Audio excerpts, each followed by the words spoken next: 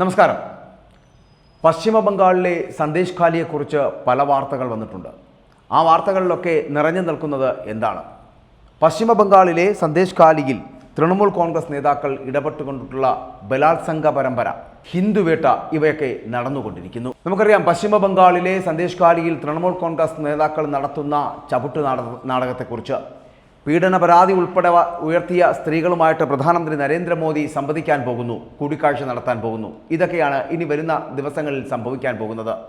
ലോക്സഭാ തെരഞ്ഞെടുപ്പുമായി ബന്ധപ്പെട്ടിട്ട് ബംഗാളിലെ BJPയുടെ ഘടകം, വനിതാ വിഭാഗത്തിൻ്റെ സുപ്രധാന യോഗത്തിലാണ് ഇത്തരത്തിലൊരു തീരുമാനമുണ്ടാകുന്നത്. അതുമാത്രമല്ല, ആ സുപ്രധാന യോഗത്തിൽ പങ്കെടുക്കാൻ വേണ്ടി മാർച്ച് 6-ാം തീയതി പ്രധാനമന്ത്രി സന്ദേശ് ഖാലിയിൽ നിന്നുള്ള കുറച്ച് സ്ത്രീകളെ കണ്ടേക്കുമെന്നുള്ള സൂചനകൾ അറിയുന്നുണ്ട്.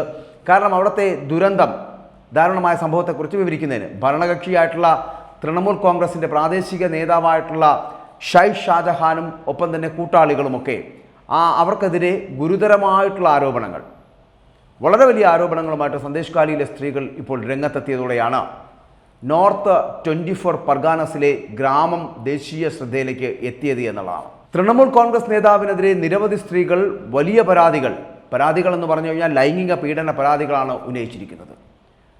കൂടാതെ ഈ ഭൂമി കൈമാറ്റ ക്രമക്കേടുകൾ, സംസ്ഥാന കേന്ദ്ര സർക്കാരുകളുടെ വിവിധ ക്ഷേമ പദ്ധതികളുമായി ബന്ധപ്പെട്ടുള്ള തട്ടിപ്പുകൾ, ഈ തട്ടിപ്പുകളിലൊക്കെ ഷാജഹാനും കൂട്ടർക്കുമെതിരെ വലിയ ആരോപണങ്ങളാണ് ഉണ്ടായിക്കൊണ്ടിരിക്കുന്നത്. വലിയ ആരോപണങ്ങൾ ഉയർന്നു കഴിഞ്ഞു. ഏകദേശം 1 മാസമായി ഈ ഷാജഹാൻ ഒളിവിലുമാണ്. സന്ദേശ് ഖാലി വിഷയത്തെ തിരഞ്ഞെടുപ്പിൽ നേട്ടമാക്കി മാറ്റാനുള്ള ഒരു ശ്രമം BJP നടത്തുന്നുണ്ട്, അല്ലെങ്കിൽ BJPയുടെ ഈ നീക്കത്തെ അങ്ങനെയാണ് കാണുന്നത്.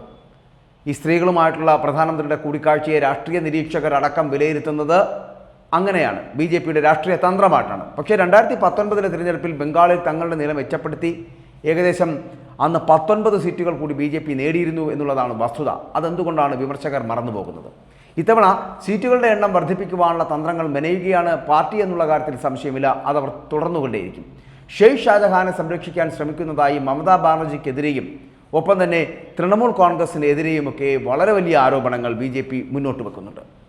അത് പാർട്ടിയുടെ രാഷ്ട്രീയപരമായിട്ടുള്ള നീക്കമാണ്. ശക്തമായ ആരോപണങ്ങൾ ഉയർത്തിവിടുന്നത് എന്തുകൊണ്ടാണ്?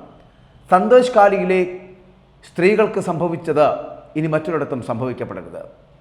ഷാജഹാനെ പോലുള്ളവർ നടത്തുന്ന ഇത്തരത്തിലുള്ള അനീതിക്കെതിരെ, അഴിമതിക്കെതിരെ, അക്രമത്തിനെതിരെ, മാത്രമല്ല ലൈംഗിക ക്രൂരകൃത്യങ്ങൾക്കെതിരെ, പശ്ചിമ ബംഗാളിലെ സന്ദേശ് ഖാലിയിൽ സ്ത്രീകളെ ബലാത്സംഗം ചെയ്യുന്ന തരത്തിൽ എത്രയോ പെൺകുട്ടികളെ ബലാത്സംഗം ചെയ്യുന്ന ഈ മഹാനെ തുറുങ്കിലടക്കേണ്ടതല്ലേ?